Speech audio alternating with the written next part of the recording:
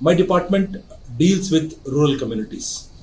As you are aware, Karnataka is a drought affected state. In the country, after Rajasthan, Karnataka has the highest arid area. Therefore, Karnataka faces drought frequently. So, we have to work towards water conservation, soil conservation, and we have to work towards biodiversity. Our department deals with more than 6,000 gram panchayats and 30 Jilla panchayats. These Panchayat Raj institutions are very closely linked with nature, and we have several programs which are directly dealing with nature. Mahatma Gandhi Employment Guarantee Scheme is something that is giving employment to people, at the same time is working towards conservation of water bodies, revival of water bodies, and planting of trees.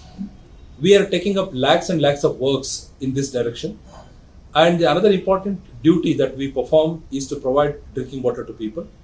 The Karnataka Rural Drinking Water Supply Department is responsible for providing drinking water in more than 60,000 habitations. And we need to conserve water in order to provide water to people.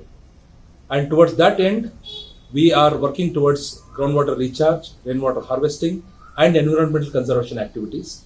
On this occasion of World Environment Day, I wish to convey good wishes to everybody, and I pledge that with the help of all the Gram Panchayats and Panchayat Raj institutions, we will work towards conserving our environment, conserving our water, biodiversity, and our soil. Thank you very much.